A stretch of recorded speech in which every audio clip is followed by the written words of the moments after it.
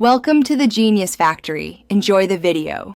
In this video, I will show you how to make Gumbo Roux from scratch. This essential base is what gives gumbo its signature thickness and incredible depth of flavor. We'll cover everything from selecting the right ingredients to achieving that perfect color. Making roux is a simple process, but it does require patience and attention. Let's get started on creating the heart of your delicious gumbo.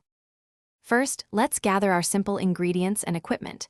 You'll need equal parts fat and all-purpose flour. For the fat, vegetable oil is a popular choice, but bacon grease or butter also work wonderfully, each adding a unique flavor.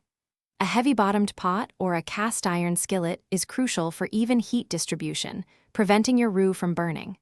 A sturdy whisk is also essential for constant stirring. Now, let's start cooking. Begin by heating your chosen fat over medium-low heat until it shimmers. Then, gradually whisk in the all-purpose flour. It's important to add the flour slowly to avoid any lumps forming. Once combined, you'll need to stir constantly.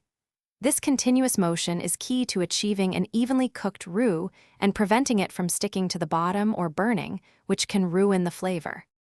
The color of your roux significantly impacts your gumbo's flavor. A light roux, like a blonde or peanut butter color, cooks in about 15 to 20 minutes and offers a nutty taste.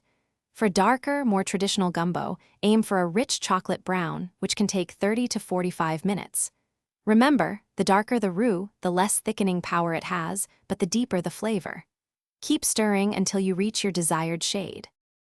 Thanks for watching. If you found this helpful, don't forget to like and subscribe.